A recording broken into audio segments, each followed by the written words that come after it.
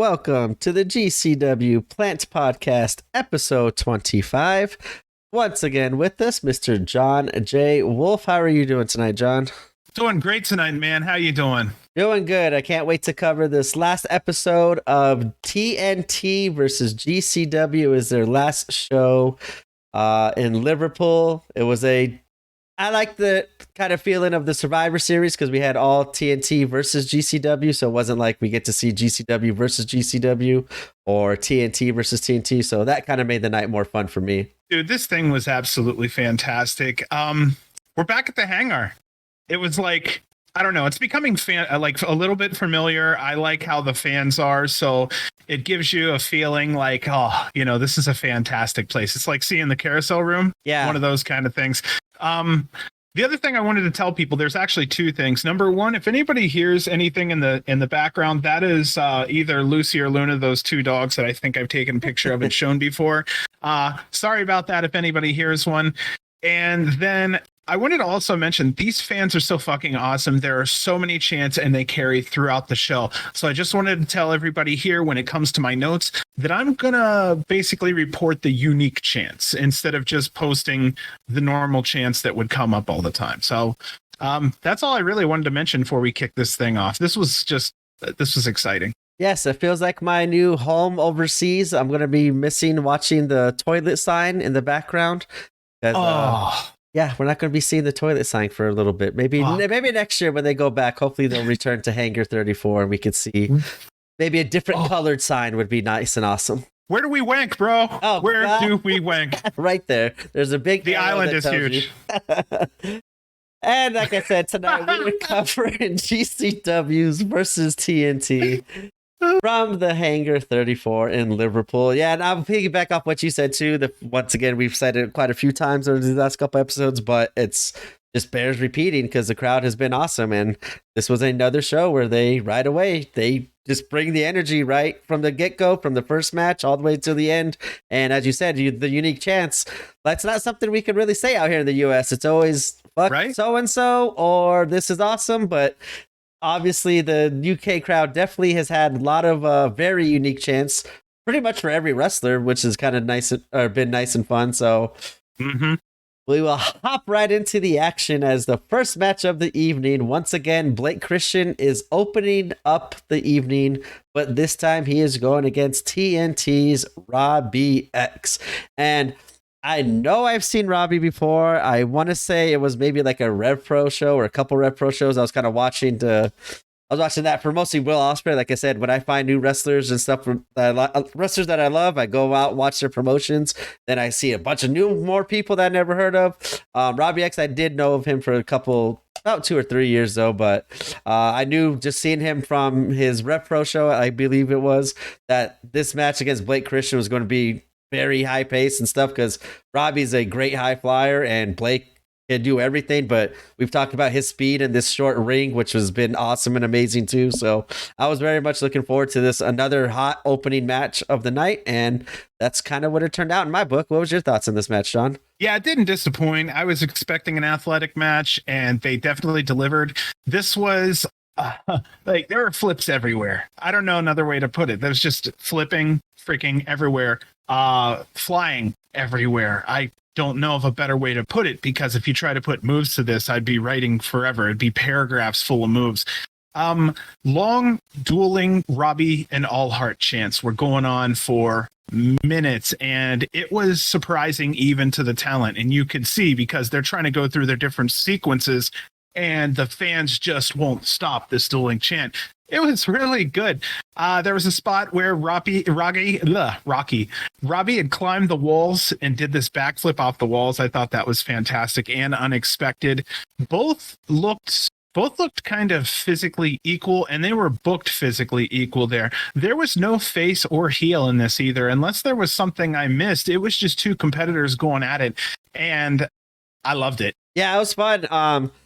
Last time I saw Robbie, he was not that big.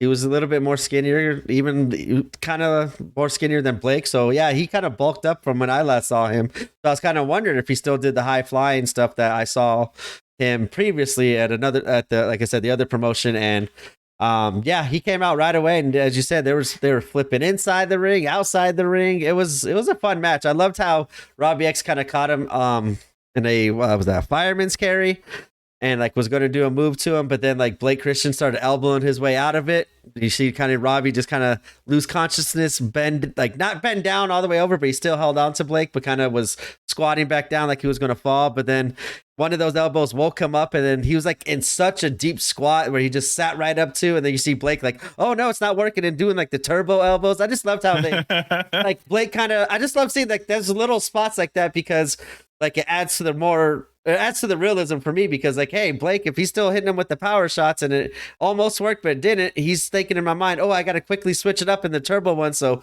I just love seeing the psychology in matches, and that was an awesome one. And Blake Christian, we've said almost every show, he's killed it and had incredible matches in the UK. And once again, this was another match that did not disappoint.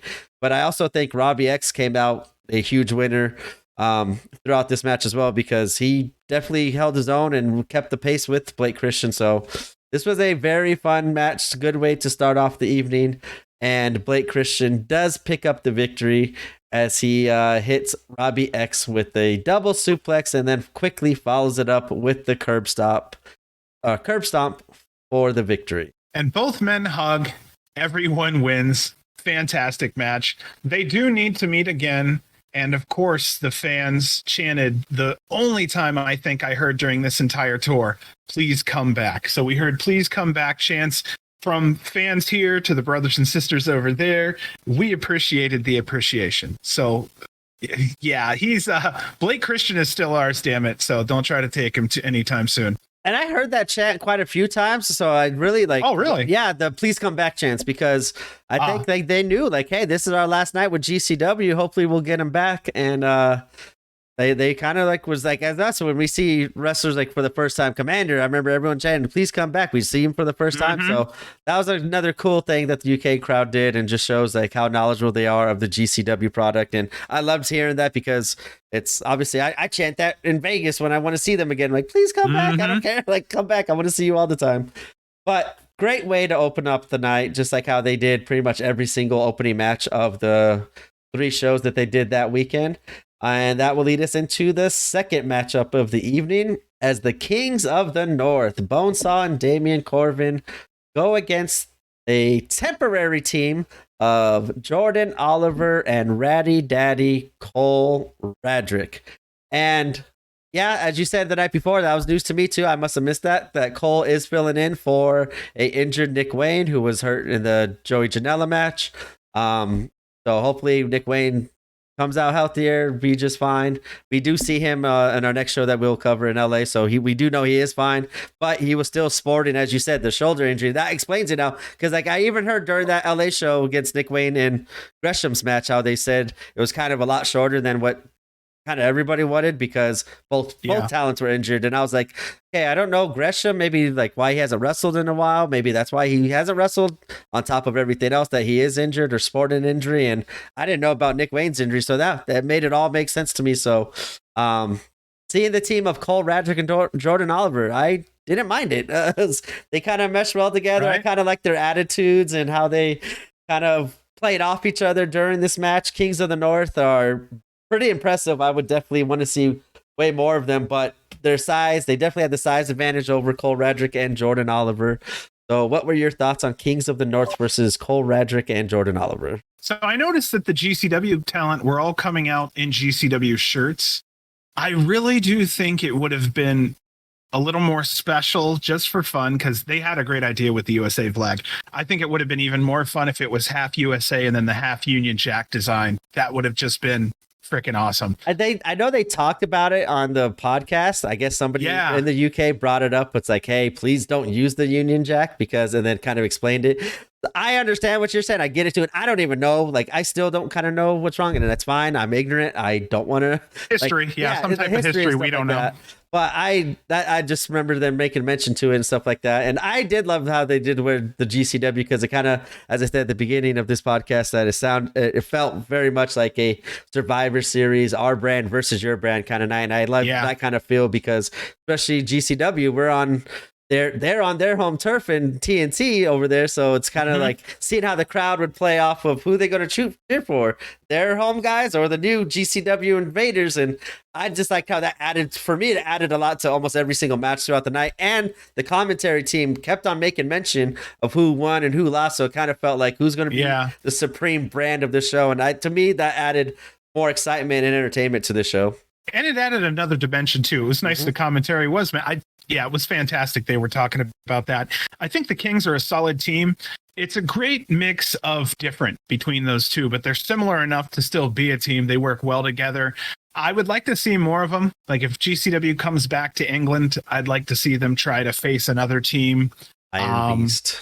The Mega Bastards, something like that, where, the Kings were heels, though. They were starting the match by throwing their shirts at Cole and Oliver. Cole ended up taking a lot of the team damage here. He took a lot of that offense. Oliver was down for quite a while, and that's why Cole took a lot of the damage. But initially, I thought Oliver was injured because Cole was taking so much damage. Right. But yeah, Oliver popped back up. He ended up fighting on the bar with, I don't know which one, but we ended up seeing a clout cutter off the bar, which was absolutely fantastic. And the Kings, being who they are with their heels, with their heel personas there, they were doing the referee interference thing, and they ended up pulling the ref out of the ring during the 3 count. So the Kings were really doing a great job at being heels, and Cole and Jordan were kind of playing the kids who were trying to kick the shit out of these veterans that they know they had an uphill battle. That's what it kind of felt like to me. Yeah, that's how I would have felt when I first saw this Kings of the North versus Jordan and Nick Wayne. I was kind of thinking the same thing. Like, hey, this is kind of another big test for the tag team of Jordan and Nick Wayne, because obviously Kings of the North, they looked like a tag team. They had matching gear. They'd probably been teaming for a while. They had great chemistry and tag moves. So I thought this would be another step of, hey, prove your guys yourself as this up and coming tag team. And I think Cole Radrick fit that bill pretty good. Added, like I said, a little different dimension to the team because Cole Radrick gets a little crazy, obviously, as an Extreme champion. So I was kind of wondering if they would bring a little Extreme into this match because of Cole Radrick being added to it. But I think the Extreme part was awesome when they went outside. That spot, the clout cutter off the bar was pretty fun. I loved watching how they incorporated the bar and stuff like that. And seeing them out in the crowd was pretty fun watching. And this was a very entertaining match. It did feel short. It was a 9-minute match, almost 10 minutes, but it was like very fast paced, kept on going. It told a great story. Once again, I loved how Jordan kind of went around the ring and delivered Nick Gage's boot scrape to everybody, kind of once again calling homage to Nick Gage. So, and then Cole Radrick and Jordan did the little suck it and the pedigree into the stunner. I think pedigree into the stunner, or I forgot what it was, but I love that little spot. It was pretty cool. I have a feeling we're going to see the Kings again. It was really a strong opening for both teams. I was really, really happy with it. Oh, and our winner of the match, the Kings of the North, they ended up hitting, I believe, Cole with a really strong finisher. And it did have a finisher's name, but whoever was on commentary at the time was so happy with the finish that they kind of yelled it out. Like sometimes you hear somebody go, clout cutter, you can hear that same thing. This was somebody that was yelling out the finisher's name, but I couldn't understand it. It was not as clear as clout cutter. So. Yeah, it was that was a crazy clothesline that he hit on Jordan for the victory. And Jordan, okay. Yeah. But it was a fun match. I think, like I said, you said the Mega Bastards, if they want to get ultra violent, I wouldn't mind. I don't know how violent the Kings of the North get, but I think I said this on night 1 when we first saw the Kings of the North. I want KTB and Shane Mercer. I think that would be a matchup against the Kings of the North, just based off they're both kind of equal in size, and Kings of the North had a pretty unique moveset, and KTB and Shane Mercer always have a unique moveset. So that was the tag team I thought right away to see against the Kings of the North. But this was fun. Very good second match. And now it is 1-1. TNT has 1 victory. GCW has 1 victory. And that will lead us into our third match of the evening, as Man Like DeReese goes 1-on-1 with our lovable asshole, Tony Deppen. And Reese looks impressive. Like, Yeah. I love the look. That's one person I never saw until this weekend, and just the look on him was incredible. And right away, I was like, "What is Tony Deppen? What is Tony Deppen going to get out of DeReese in this match?" And Tony Deppen, of course, I think told a great story during this match. It was a fun match. Tony Deppen was back to being his asshole self. So, what are your thoughts on this match, John? Tony was colorful, I think would be a good word for it. He's back to doing all of his old tricks again. He goes out to the ring. He throws a hat off of a fan's head. He's yelling at the crowd. Total heel shit. He moons the crowd at one point, which, Tony tends to sometimes do, which incites a shave your ass chant from the crowd. Fan-fucking-tastic. Yes.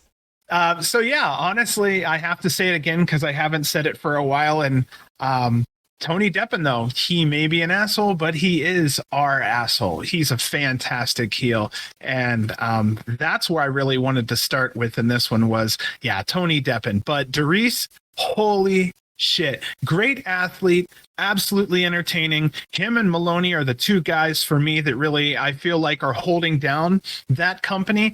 And they do a hell of a job. I would like to know what DeReese is saying. I don't mind watching a bunch of matches to find out. Yeah, I definitely want to see more DeReese. I would like to see him, Slater, Maloney, and Kings of the North. Like I said, hopefully they all just come and they do the kind of the same exact weekend, except out here in AC or somewhere out here in the States, because this was fun matchups. Like, they were stylistically really good matchups for company versus company. And I liked how when Tony Deppen threw the hat, like, you see DeReese walk out there. It's like, no, you're not doing that to my fans. Come on, guys, give me that hat back. And of course, the fans obliged and gave the fan back his hat. Then you just see Tony Deppen like, what the fuck, man? What are you doing? They're killing my gimmick here. Like, in the middle of his opener, exactly, too. Yeah, so you see Tony kind of getting a little upset, and it's like pushing him on the outside. Get your ass in the ring. That's where you should be. You should be out here. This is my time. So, and that's the stuff we love about Tony Deppen. I love it about him. He just, hey, this is my time. It's my moment. You can stay out of here. But yeah, this was a fun match. Very clean, very solid. Told a great story. DeReese looked very impressive. Tony Deppen, obviously, I think helped out a lot. I don't know. Like, DeReese looked like he could have a good match against anyone. I'm not saying he got carried during this match, but I think obviously Tony Deppen always brings out more from his competitors that he's going against, and that just makes it so much more fun to see those people kind of get the rub off of Tony Deppen.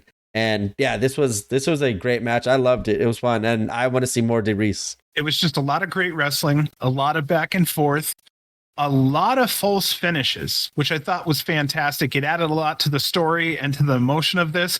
It was a quick 10-minute match. It could have easily went 15. Again, Tony was a great heel. At this point, DeReese was just a great face. Yeah, I can only say that it really could have went longer.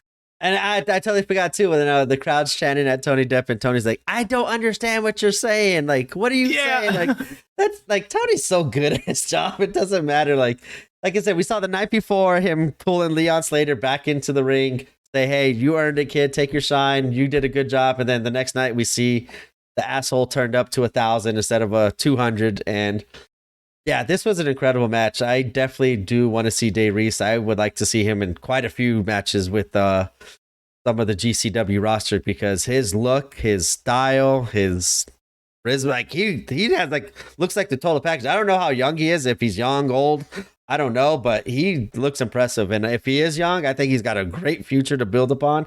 Kind of reminds me of a little Shelton Benjamin-ish, like just the way his look was, his kind of style and in-ring too, where he has a lot of the technical ability, not the amateur wrestling background it looked like, but also the springs in his legs to do some incredible high flying stuff. And yeah, that's a great for me. That's a combination of a wrestler that can do all of those things and put it into one. And I love it. Dude, DeReese was absolutely fantastic. All I know is, yeah, that's one of the guys where I wish we can unplug him for just a little while and bring him over here, because I'd like to see how his gimmick would go over in America.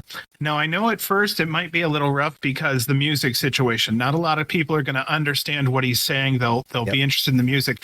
but he's one of those ones where his music will sink in after the third, fourth, fifth, sixth match, and maybe someone may go look it up and find out what he's actually saying. But I do feel that he would easily go over, and he may be one of those ones that he's too big for a scramble. Like, he might be too much for a scramble. He's something else. I was happy to see Deppen, our gatekeeper, working with Darius. I really hope he wasn't disappointed, but I'll tell you, Tony seemed really, really, really impressed with what Darius was doing out there. Yeah. Like I said, I think Tony had a fun time working with the people that he worked with out there, because it was like this whole time I just seen nothing, the whole 3 nights, nothing but fun, entertaining matchups, the crowd enjoying it. Like, I just don't see how any wrestler could be unhappy with anything that was going on. And the TNT talent absolutely stepped up, especially on this night, I think. And it was match number 3, and just the hits keep on coming, and Darius does pick up the victory as he hits the 450 splash on Tony Deppen to give TNT the 2-1 lead in the matchups for the evening. That will lead us into our 4th matchup of the evening, as we have a 6-man tag match as Team GCW, represented by Alex Colon, Jimmy Lloyd, and John Wayne Murdoch, going against Team TNT, which is Big Joe, Clint Margera, and Drew Parker. And yes, if it's anything, right away when I saw this, I was like, if it's anything like the death matches we've seen, especially from the night before with all 6 of these competitors, I was going to enjoy it. And I sure as shit did, because it was like a mixture of those 2 matches that they had separately the night before, just combined into one. And it was fucking fun. What was your thoughts on this match? Yeah, absolutely fast-paced, just like the match before, just like you said there. This match, I'm waiting for the setup, because we know how we always see maybe tubes come out and whatnot. Okay, so here's what comes out. We have boards full of lit candles, boards of kitchen knives, light tubes, doors, chairs, skewers, and gusset plates all over the place. And let's not forget, it took about 2 minutes in, maybe a little less, Drew's throwing fucking darts. So this thing was not only vicious, they ended up fighting all over the arena. There was a spot where Colon and Drew were fighting on like a top level balcony of this place, and all the guys come out because they're doing the catch 'em kind of spot. And Colon was the first one to take a dive, then Drew right after. It all looked fantastic. This was just exciting. 8 minutes. Again, I say the same thing I'm going to say yesterday. It could have been longer. I was really impressed with everything that went on here, and I hope to see more of these again. It's kind of sad they're in small doses, but it's kind of cool they're in small doses, because if you can pack that shit in nice and quick, it probably lessens your amount of injuries. But again, the only thing I do see would be the fact that you're looking at 6 men swinging shit at the same time. That can also get a little chaotic. So if you can get in and get out without injury, the quicker the better. Those guys, again, packed 8 minutes worth of shit. Probably 10-11 minutes worth of stuff into 8 minutes. Yeah, like, I think that's when we know it's kind of a good match, where we want to see more of it, but then like, okay, why would I want to see more? What could they have added more? And then I'm just like, more violence, I guess, because what they did in that 8 minutes was pure violence and nonstop go. So it's like, I want to see more, but I don't really need to see more, because it's a fucking fun match. Like, I'm just always stuck there. Like, I don't know which way I want to go. And I think that's a good thing to have, because we obviously want to see the competitors more, but if they just put on a great match in that 8 minutes, like, we can't justify why we want to see more, obviously, other than just see way more violence, as you said, way more chances of injuries and stuff like that. And yeah, this was fun. I do kind of like this shorter style, but I also do like it when Drew Parker and Alex Colon get 17-20 minutes to tell a great story. Kind of let stuff breathe, which is, I guess it's fine. And a multi-man death match, I don't mind no breathing, because it's just nonstop. 2 guys over here beating the shit out of each other. Oh, there goes light tubes over there. There's gusset plate over there. So it does kind of make it fun, where there's always something going on. And like, yeah, it was fun. I loved Drew Parker. I love when he does the darts. And I think it was Clint Margera, or I'm sorry, not Clint Margera. What? I forgot who it was. I think it was Jimmy Lloyd that, like right away before even Drew Parker does the darts, gets the tattoo needles on a Parker's head. And even when Parker's doing the darts on John Wayne Murdoch, you just see like one or two of the tattoo needles still sticking up out of his head. And I was like, because at first I thought his hair. I'm like, what the kind of static electricity is that? And then I'm like, oh, that's still a tattoo needle on his head. Like, oh my God.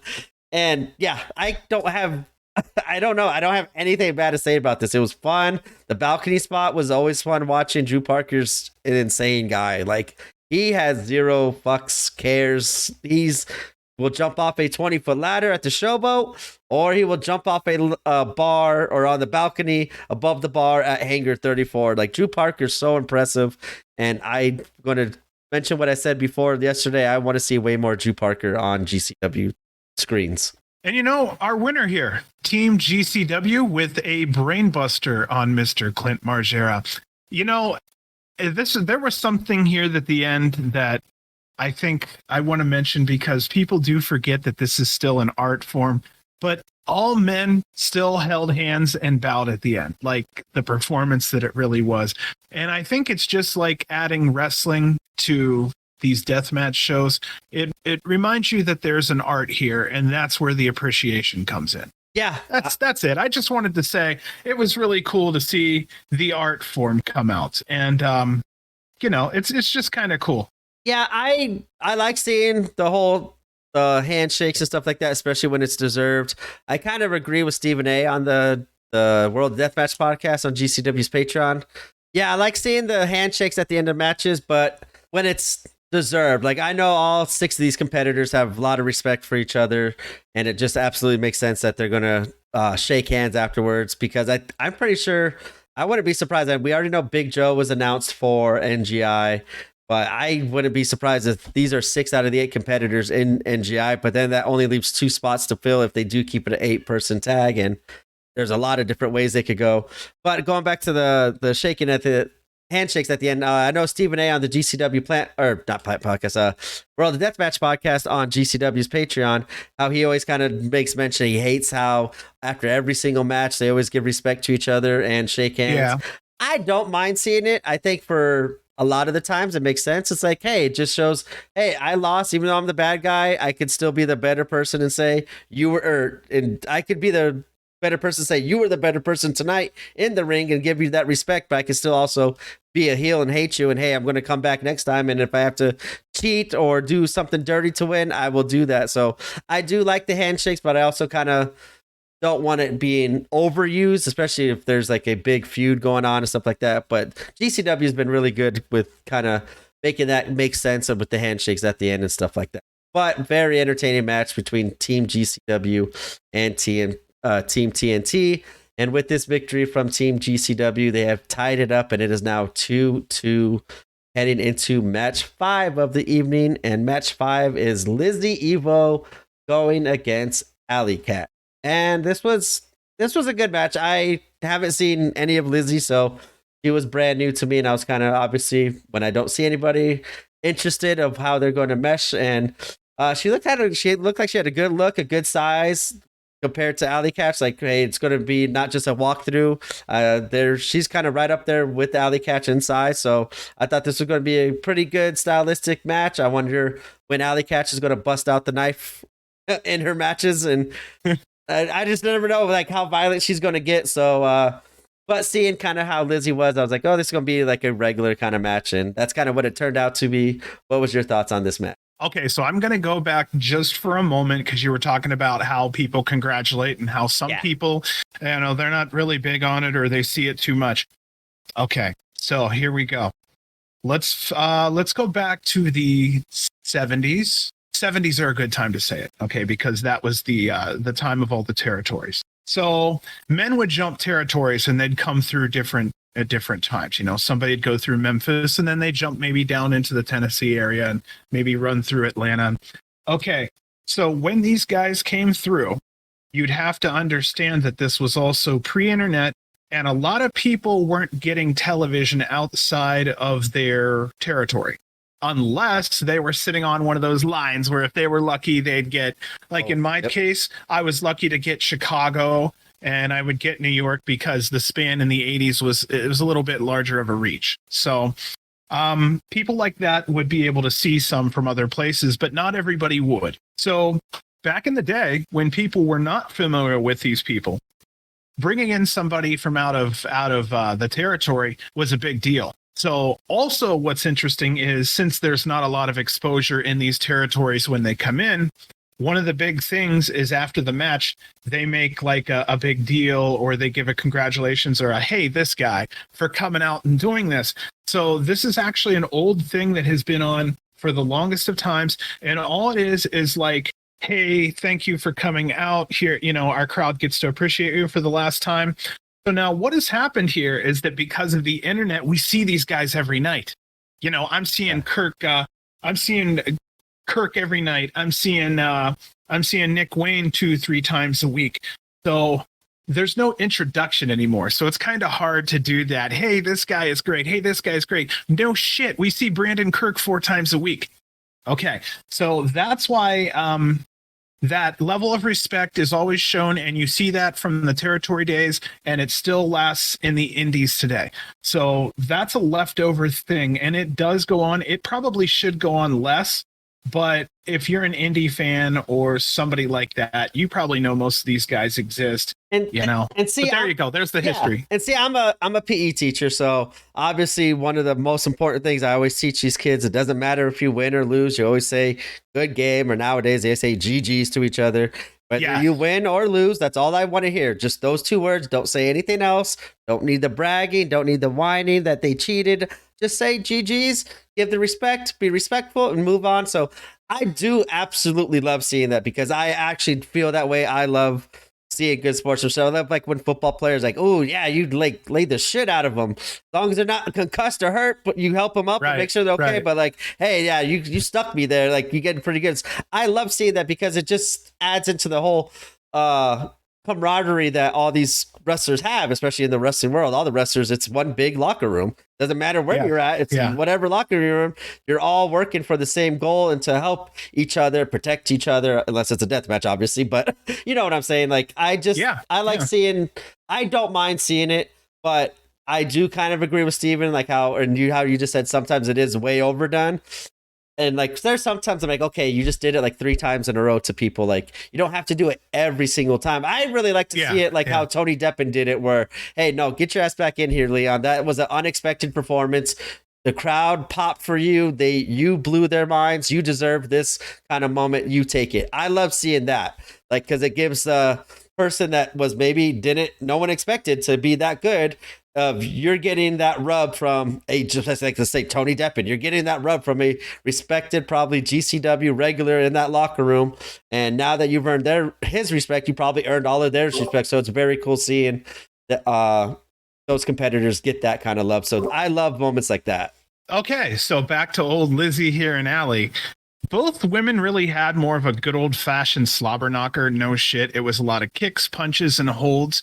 20, 30 years ago, this would have been a decent average match, even by those standards. This was a step back in time, but it was an interesting matchup. Lizzy was new to me, so I really did not know what to expect. Yeah, I was the same way. I didn't really know what to expect from Lizzy either, but she held her own. It looks like she knew obviously not knew what she was doing, but she looked like she's been like polished, and she looked way more aggressive, a lot more moves than I thought, because not knowing her, she looked kind of young. I was thinking maybe she hasn't been wrestling for a long time. So maybe this is kind of like, hey, go out there or make a name for yourself with Alley Catch. Like, you still might lose, but at least you'll be out there with Alley Catch, getting the recognition, getting the bigger platform to put on a great performance to kind of show like, hey, you're ready for this moment. Maybe she's a regular. I have no idea. I didn't absolutely do research, and I do apologize, but it was a fun match. It was clean, solid. They didn't tell like a huge story during it, but I just loved how the pacing of the match was kind of always felt like a normal kind of GCW match. Go, go, go. And I think it was a nice solid match, especially for coming out of the intermission after the craziness we saw from the first 4 matches. I think this was a great spot for it to kind of, hey, get the crowd settled back in and get ready to take it to the next level. We need a marquee women's wrestler who can really, really put it down wrestling wise. I think Allie is about 3/4 of what she could be. I'm not lying, and I mean this in the best of ways. I think that Allie needs to get super fucking focused, because any woman of any importance or that's worth a shit that's coming through those doors is going to come through Allie. And honestly, I only say it, it's like I have a kid who's capable of so much more sometimes, and I push him because I see so much more in him than he sees in himself. I'm really saying that now. I really think that she is capable of much more. I think that she needs to get out there and do whatever it is to take herself to the next level. I think that she is capable of being on a microphone. I think that right now, and this is my opinion, I see a lot of singles Allie's matches kind of not always being more than the setup before the main event or the breath before this. And I don't think that's fair. And I'll tell you why. It's because when I see Allie in Bussy, she's a completely different monster, and in a good way. And honestly, I wish I could see more of that in her singles work. So I just wanted to kind of mention that real quick, that really I see maybe more in her, or others maybe see more in her than maybe she knows she's capable of or sees in herself. And she needs to step away from that for a little bit, get her head straight, and realize that outside all the fun times, like, she has something real there, and she could really do something with it because she has all these other pieces in place. Get back there. Get on the squats, make sure you can pick people up, work on the arms, make sure you're able to throw those punches the way you want to, and you be ready because you're capable. And I mean that. That's really what that is. There's no dig here whatsoever. I just think she's running 75%, and she could do a hell of a lot more. And I hope she gets there because she is our marquee woman in GCW. And we all want our best foot forward, and I'm hoping she does the same thing because, again, last time I say it, she's so capable. Yeah, I know they had a GCW women's title. I think it was GCW. It might have been the JCW women's title, but either way, they still kind of own it. And I think it was Deonna Purrazzo, if I'm not mistaken, was the last champion or current champion. That's right. But I was kind of hoping, after seeing all these matches, and as like you were saying, I think if she's not going to be teaming with Bussy, even though they kind of still are doing all those tag matches, but that pretty much everyone in the Art of War, they're kind of recycling those kind of matches or giving us different variations now, like how they were heading into Art of War. But I kind of agree with you, like where I think she would, at this time now that she said she's done kind of everything that she did with FBS Team Bussy with the GCW tag titles, and they kind of wrestled every single person, every tag team that's kind of on their roster.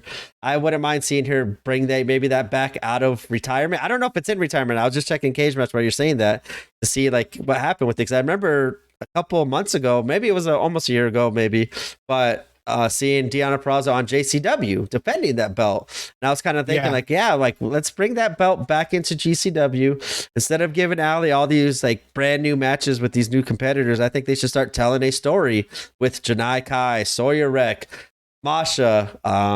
You still got Billy fucking Starks could hold that for a while. Yes. She works so fucking hard. She could carry that belt. I think they should bring back that belt or bring it out of retirement, do whatever they need to do, bring it back and start telling more of the women's division, kind of building that up, telling a lot of stories, and that just adds a lot more stuff that they could do with their product. And obviously adding that title will make it a lot more fun. And I think they could do a lot of things with bringing that title back for Allie Katch and for all the other women as well, because it would add another like as you said, they need marquee.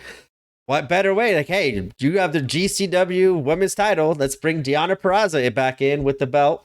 And now there's a marquee woman on a bigger, well, I don't know how much bigger. I like GCW more than Impact, but you know what I'm saying? A bigger, well-known promotion worldwide. Yeah.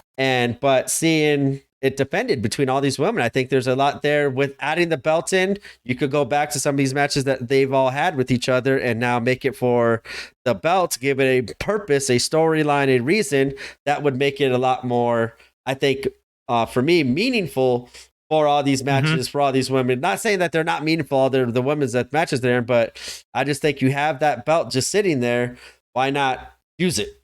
And use it for good, because I think it would add a lot to the shows and a lot for the women that wrestle for GCW. So that was just my opinion when you were saying that, because that popped in my mind. Like, wait, what happened to the GCW women's title? But I'm thinking it's a lack of being able to have 4 to 6 women on the roster at one time constantly, because we see a lot of women come and go. We see a lot of men come and go. But it's really hard to find a lot of women that are, of at least GCW level quality, where they can come in and take an ass beating and give one at the same time. And they bringing in a lot of names too, like Maki Ito, Jungle Kiona. Who else they just bring in? Oh my God, what's her name? I loved her. The Ring of Honor. She just wrestled against Jimmy Lloyd. I forgot. Oh, I totally forgot her name. Oh, what's her name? At the Boonton Elks Lodge. Shit, I couldn't tell you. That's a good one, though. That's $100 question I would have lost. I totally forgot. Like, it's just space in my mind because we're doing this podcast and I'm not thinking about it. But, I mean, they do bring in a lot of women. I think that would be elevate those matches with Alley Catch or Masha or Sawyer or Janai Kai, Billy Starks. It elevates those matches, and I think it would get the fans more invested, adding the title into it, having storylines, being invested of who is the lead woman of GCW. So I just think there's a lot of stuff that they could do that, as we always say, we just always try to figure out our little booking ideas. And that was one that just came into my head during this match and during your comments on this match. What I was thinking was, if we don't have a lot of women that can carry, and we know they can show up to every show like Allie does, then we still should give the belt to Allie and let her reign unbeatable as talent from other companies come in. It would only build her. It would only help her. The other thing is, it may expose her weaknesses. So that's where I say she definitely needs to step up, because this is a situation where she gives us that other 20, 25, even a little bit more than what we think is in her, which I'm sure she's capable of. Then there's no reason why she shouldn't be holding the title this whole time. She should be the fucking queen of GCW. No shit. That should be on a shirt. She should be reigning over GCW as the queen right now. I can see. Go ahead and take that idea too. I can see them like having her like all bloodied up, holding that belt, or having it around her shoulder or waist, and just all the blood streaming down her face. I think that would be an incredible shirt and just an incredible look. Put a crown on her. Hey, you think you're a badass woman? Come to our division and we'll see who's the badass, because obviously the women in our division, GCW, is way more tougher than you, with Alley Catch being on top of that list, because she's been through some incredible matches against men and women, and some pretty brutal matches where she, as you said, is well deserving to kind of bring that belt back, take it to another level, carry it for a while, and then when it's time, build someone up like a Masha, Janai Kai, Billy, somebody, and then boom, now you have a nice storyline and match that could elevate not just the women's title, not just Alley Catch, but the future title holder of that belt. So there's a lot of stuff that could be done, that obviously we would like to see. And our winner? Yep, go ahead. Did we announce a winner? No, we did not. Our winner of the match was Lizzy, with a knee to the head, knocked the shit out of Alley. Yes.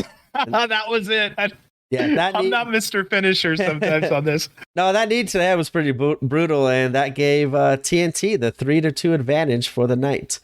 And that will take us into match 6 of the evening, as the bad boy Joey Janela goes 1-on-1 with Gene Money. And yeah, this was a new character I'd never seen before. I can't even remember if I said his name right or not. Is it Money or Mooney? We'll go with Money. Yeah, I like that. G Money. Sure. G-Money. I don't have an answer, so I like the name. I know, right? But he did it. Like, he was he looked unique, interesting. Yeah.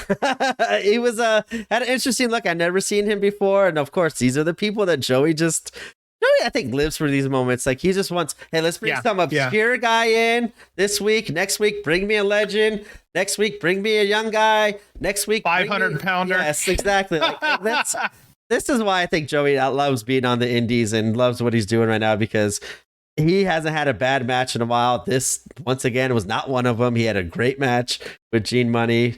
Very comedic. Told a lot of funny stories during this match. G Money, I'm gonna call him G Money. It's a little easier for me. G Money, held his own. So, like, he was interesting, as you said, unique. I will let you go into some of the reasons why he was unique. But he was unique. No. Yeah, no. Okay, so you're right. I haven't seen anything like him before either. So this was something completely new to me. Joey needs nipple tape ends up being one of the chants that ring out amongst the crowd. You had to have matching nipple tape like Gene Money has. Right. That, yeah. So that was in my notes where I wrote down here, ... and I wonder why Cornette says shit about us. And I said it like in a funny way.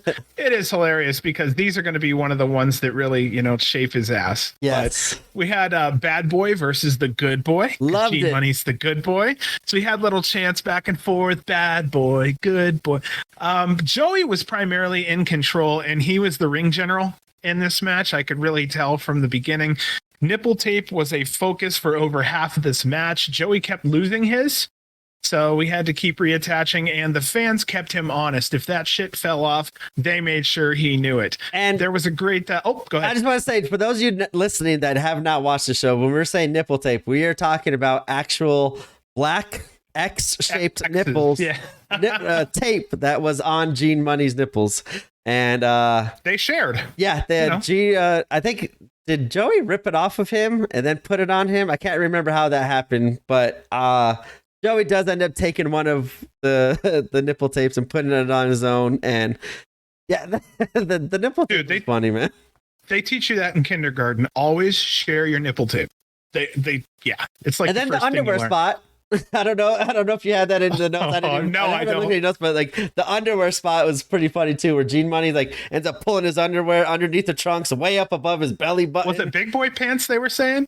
Something like that? Pull up your big boy pants, I think. Probably, I don't know. That's probably a good saying. And then Joey's trying to pull up his, like he could barely get his up, like he's like got like a small underwear on. So like I just love the comedy of this match, and that took up like first 5 minutes of this match.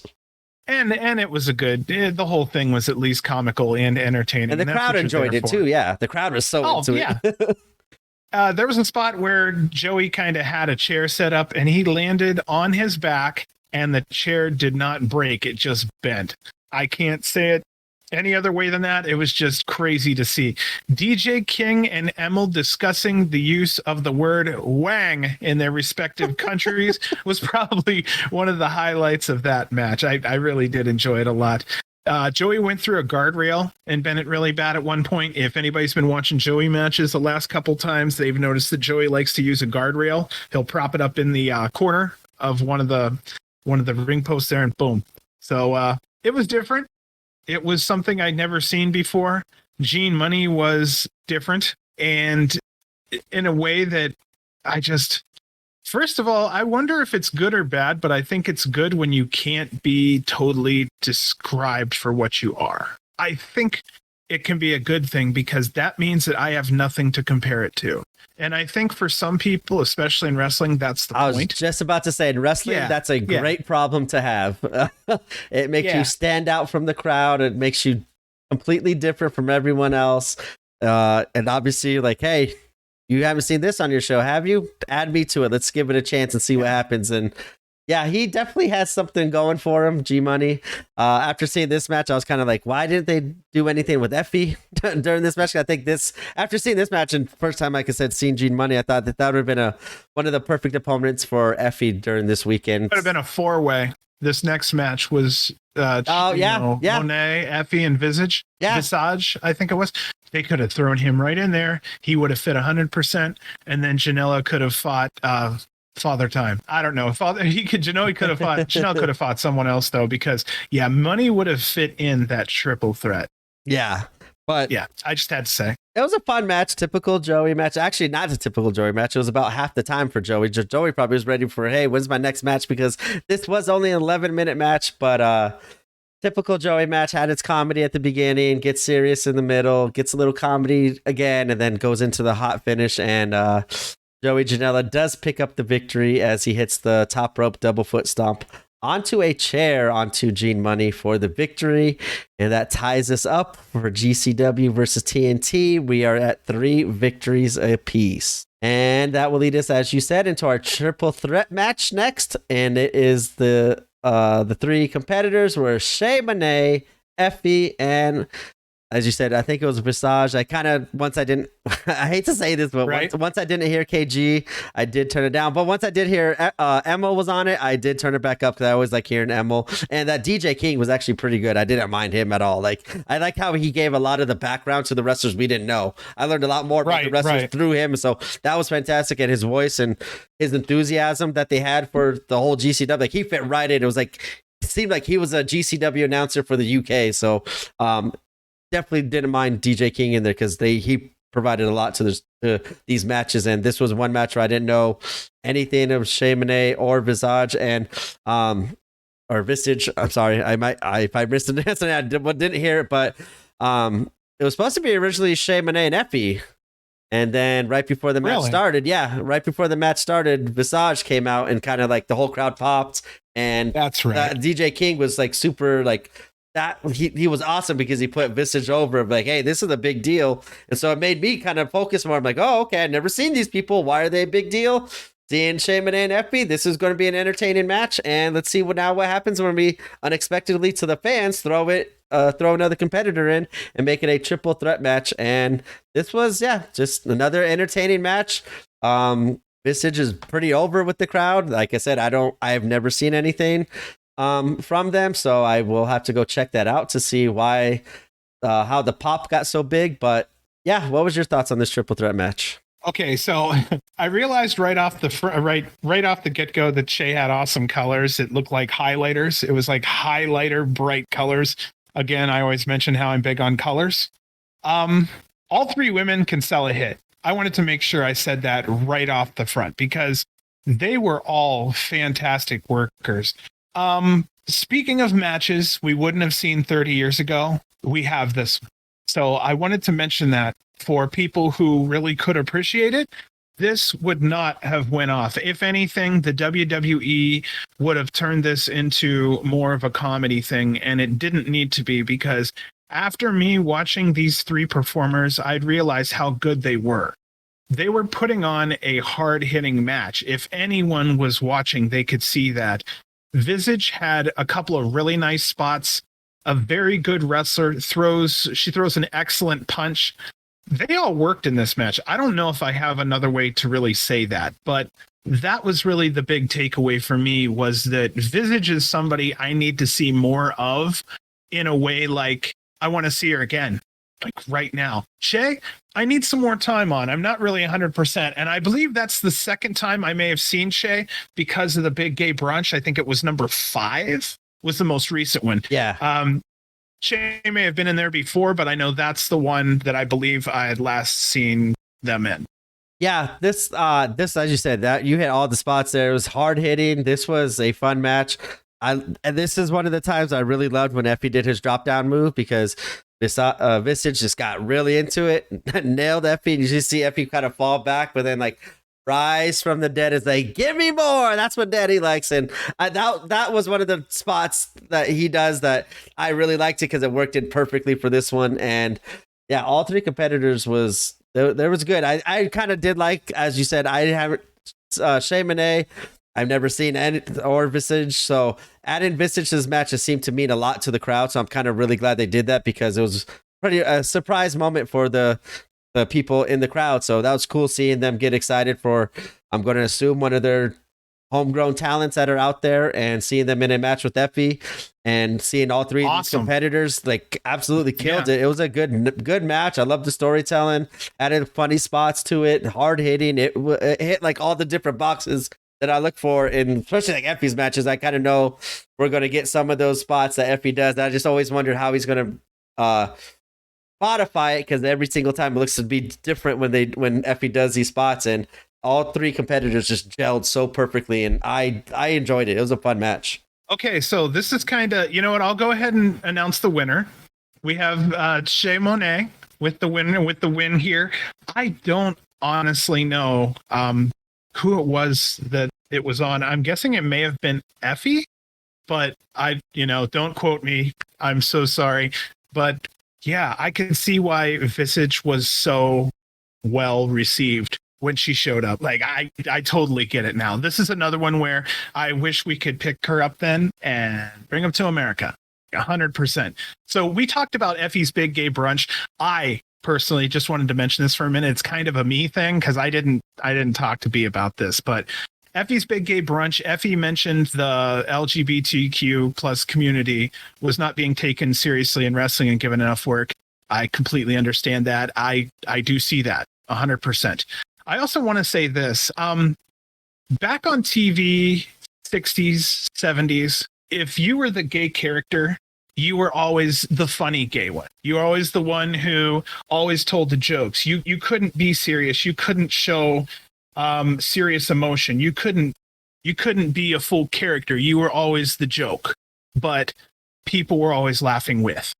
So I wanted to explain here that if the community wants to be taken more seriously, we need more serious matches. I would say that to any community. I would say that to, say, I don't know. I can't think of a different community but this is one where I would say, just take out some of the jokes, be more serious. Anything sexual, absolutely. There is a place for that. I respect that. I just want to say that if you want to be taken more seriously in any position, in any job, you act more serious. If you do that, it shows. This triple threat match, they did their thing. They had a good time, but they also did a lot of ass kicking. Effie has a lot of fun as a singles wrestler, but when you see him in Bussy, he's an absolute ass kicker. Okay. At some point, yeah, I just would like to see some of those jokes take a backseat. Not every person has to be funny. Okay.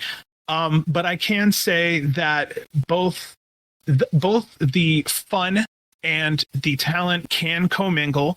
Quite a few wrestlers do that really well. But if you're talking about really getting work and money, we're talking about mainstream appeal. And when it comes to mainstream appeal, it's not about they don't want me because of this, they don't want me because of that. It could just be that that character doesn't connect. You're in an acting world.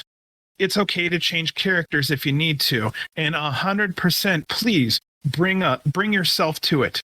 But I just wanted to say, I do see this a lot. And I would say if I'm a promoter, there's quite a few of the LGBTQ plus, and I don't say this right always because I'm not Mr. Wonderful at this either, but I'm trying to, get this right. But from somebody who's an outsider at this point, who is a married male and so on and so forth. And I fill all the boxes that a lot of people fill. I would say if I was a promoter, I would be looking for only one or two to come in and be the funny ones. But then I would probably hire 6, 7, or 8 that I know that would come in and, regardless of who they are, give me a fantastic fucking match. And guess what? If you give me a fantastic fucking match, people are going to show up. We're going to make money together. So I was just saying, I saw this in TV a long time ago. Sometimes I see this in wrestling, and I think maybe it's just not being sure of oneself. Don't be lost in just one identity. There are so many things you can be wrapped up in, and your life is so many choices. I would say definitely take yourself seriously. I know many, many, many do. And if you do so and you show it out there, there is work out there.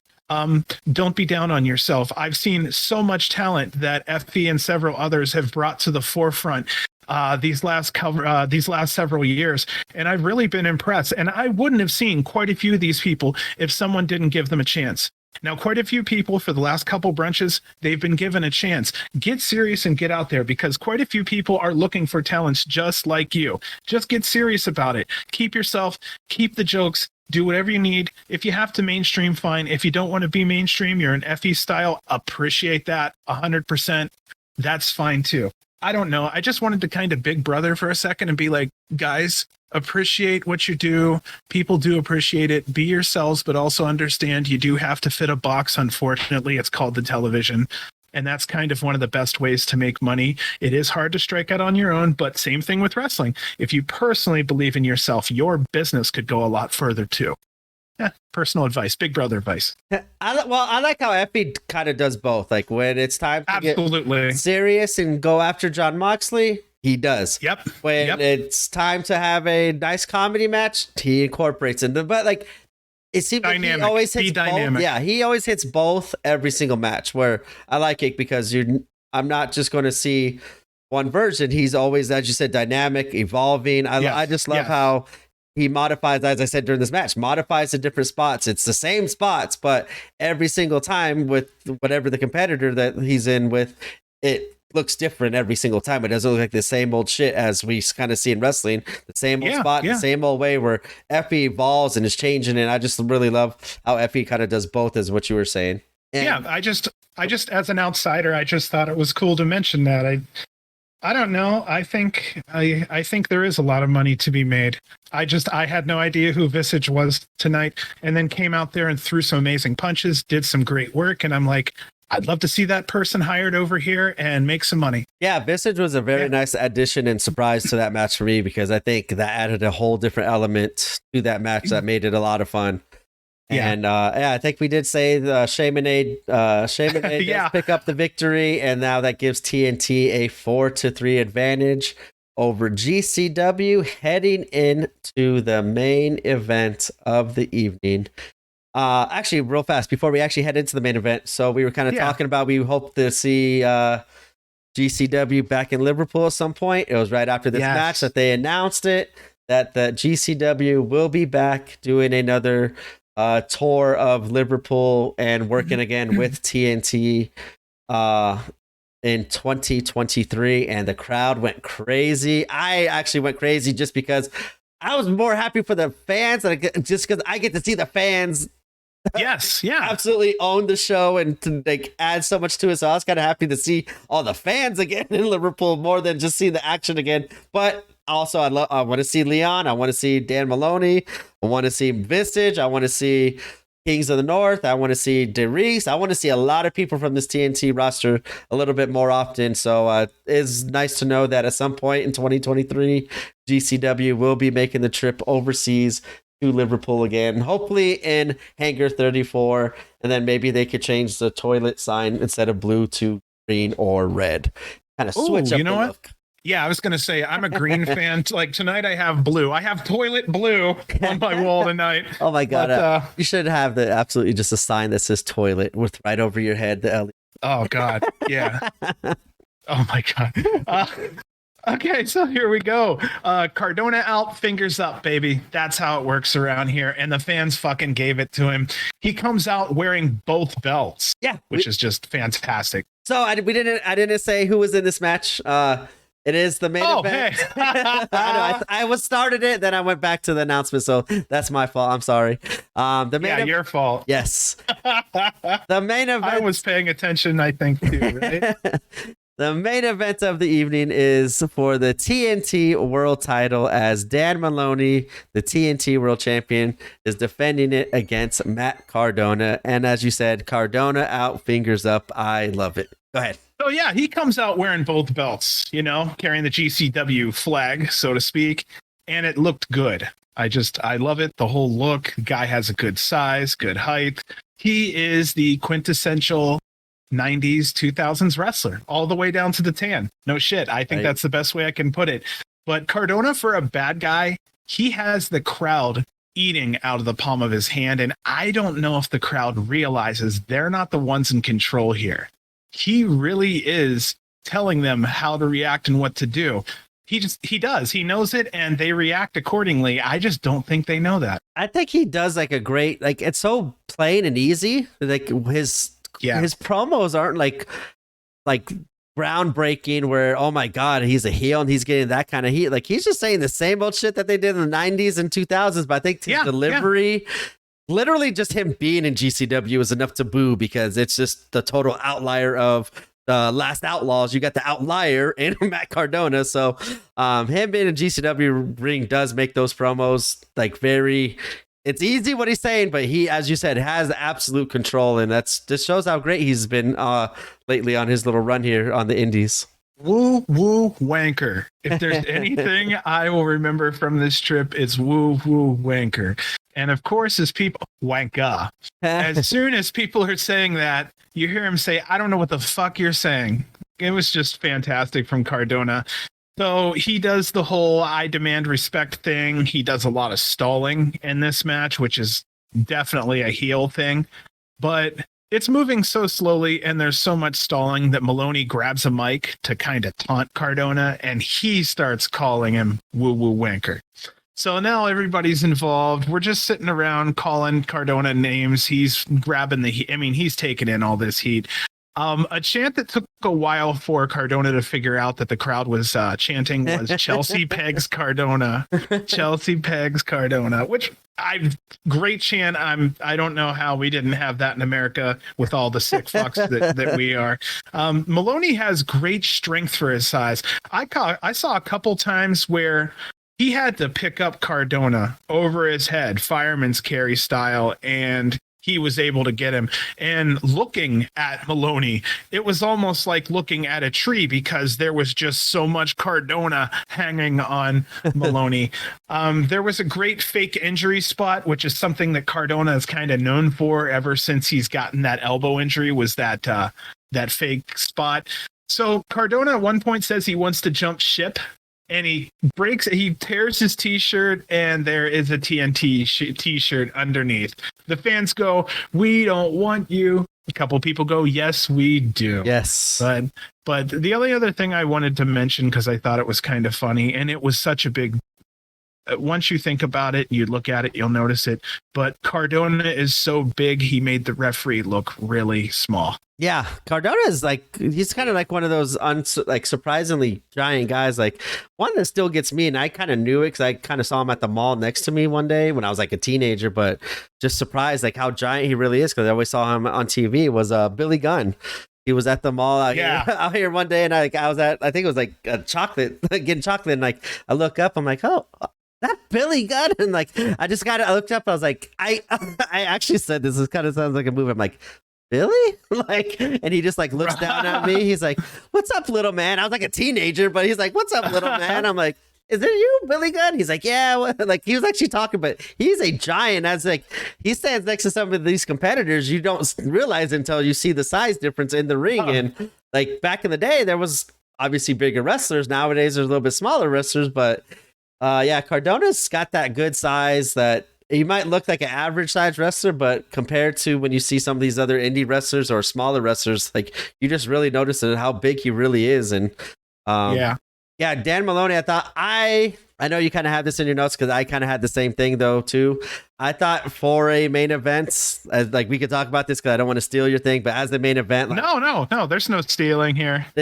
I wanted to see more wrestling. Like that was way too much talking before the match. I think it was like at least 8 minutes of just Cardona talking, the introductions, Cardona jumping out of the ring right when the bell rings. It's like, okay, for a main event, we haven't really seen much of it other than the match against Nick Gage, but I want to see a more serious Cardona. Like, just go in there, sick of all this shit, sick of being disrespected. I'm going to show you why I was in WWE and why I'm too big to be here with you, GCW. Like, I don't need you kind of thing. I want to see the kind of his demeanor turn to more of a more badass kind of heel, but he's playing his character well. But for main event, I really wish I would have seen just Matt Cardona and Dan Maloney just put on a 20-minute great match instead of a 10-minute promos, hiding, running, and all this other stuff. Yeah. I think it took, for a main event, it did take it away for me to kind of end the Liverpool weekend. I was kind of hoping for just an absolute banger to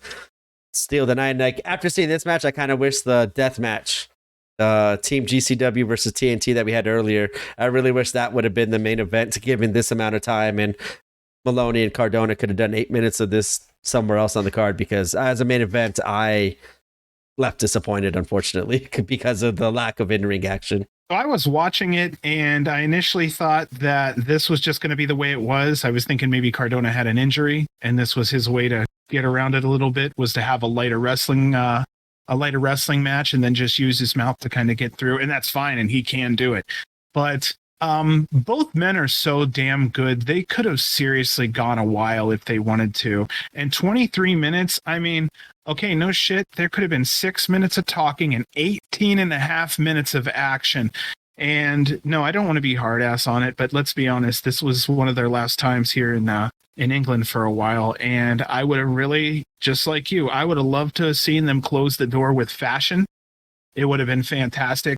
The only other thing I have to mention here was that Maloney's finisher, the Drillakilla, looks dangerous, like especially on larger men. Like he had to put that on Cardona, and if you look at it, I mean that guy really has to keep his you really have to keep your shit together even as an opponent to pull off that Drillakilla without fucking up your neck. Yeah, I mean,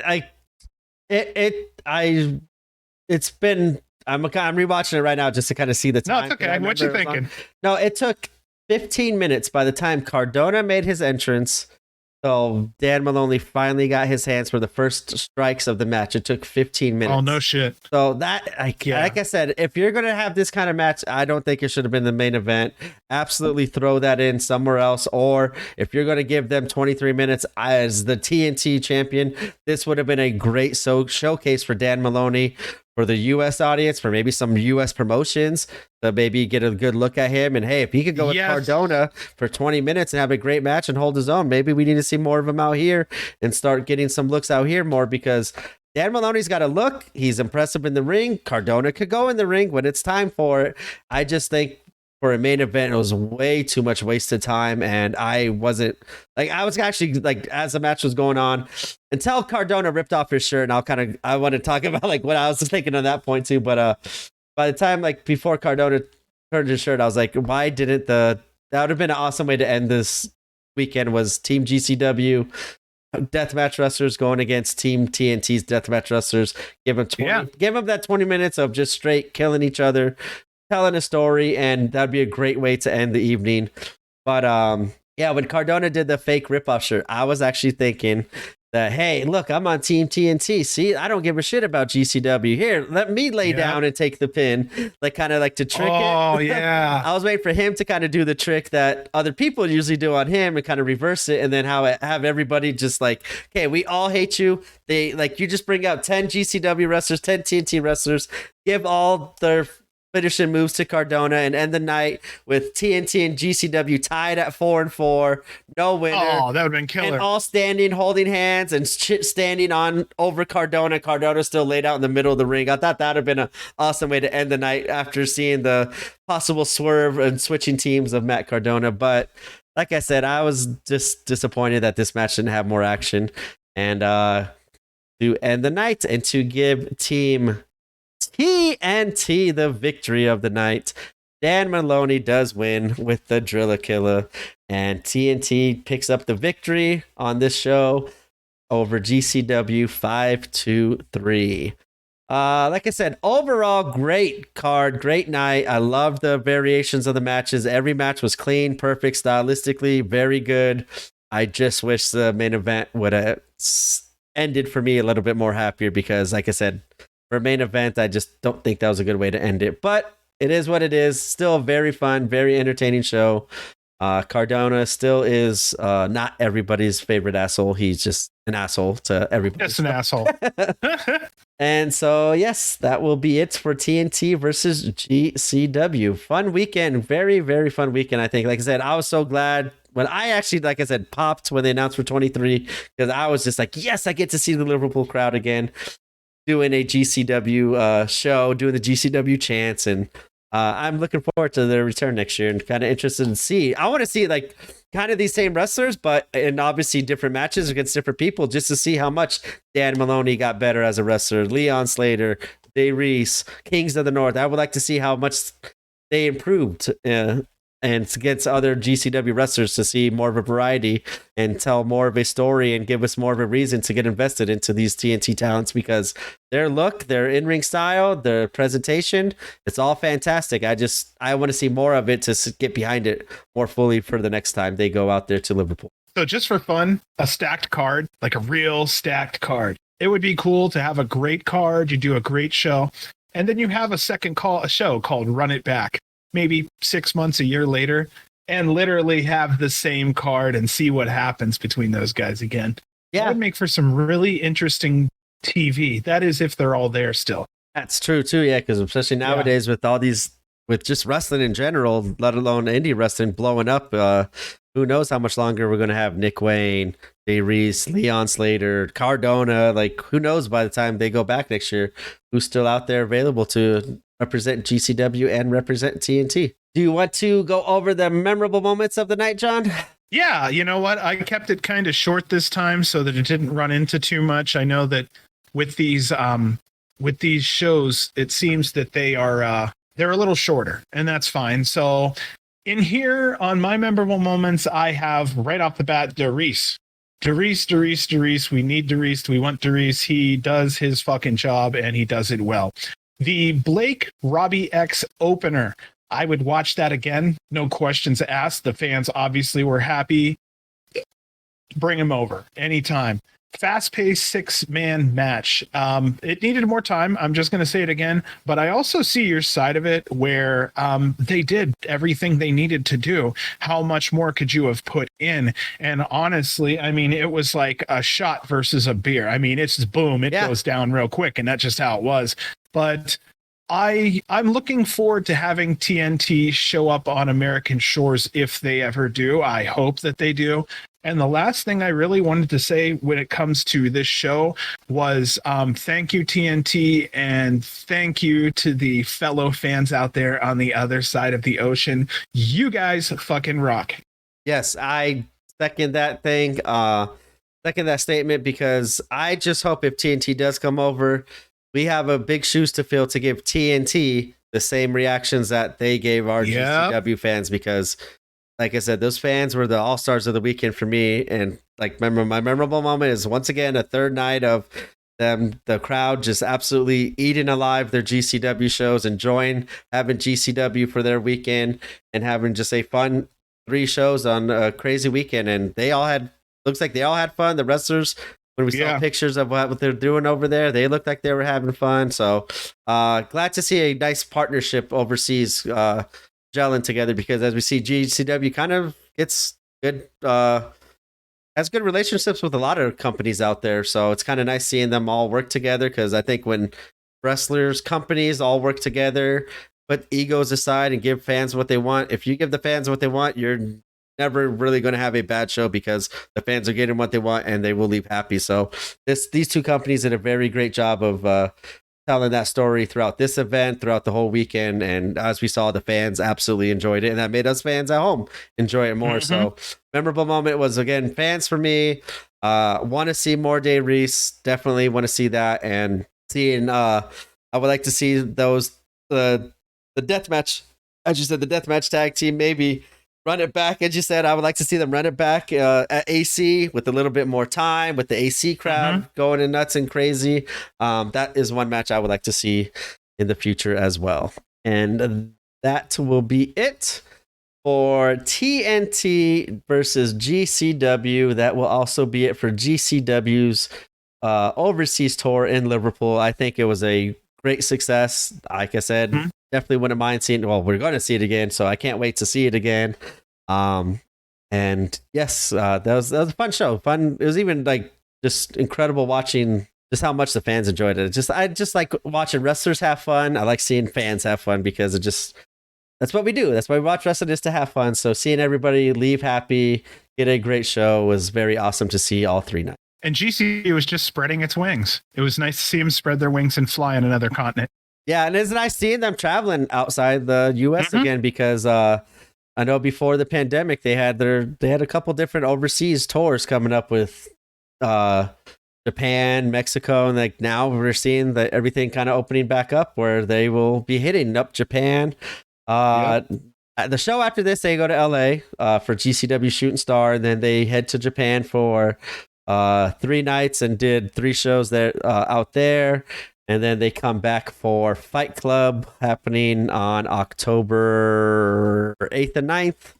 So, it's nice seeing them. And I think they go right after that, right after Fight Club and AC. They're heading right down to Mexico the following week and doing some shows out there. So, would kind of like to see what Miedo and Ciclope, if they kind of add in their little, because I know they had a little company that they were just starting at the worst time, obviously, at the pandemic. They're Vanguardia, so I kind of like to see maybe what Ciclope and Medio has in store for the GCW roster, for the fans, for the shows. Kind of see the kind of their lucha extrema style in Mexico in GCW ring. So lot of fun shows coming up for GCW. A lot of fun shows for us to keep on catching up and keep on putting out these podcasts in order, in line with the GCW schedule. So yes, we got a lot of fun times coming up ahead. A lot of great action for GCW. If you want to see violence, please go check out the GCW Japan shows, because that was just nonstop violence, and it was a very fun show. But before we get to those shows, we will cover our next episode, GCW Shooting Star from LA. On behalf of myself and Mr. John J. Wolf, we will catch you on episode 26, covering GCW Shooting Star. And John, let's send him out happy by getting it right for once of these 25 shows. Yeah, fuck it. You ready? Yes. Long live G. See, I'm early now. W. Fuck it. See ya.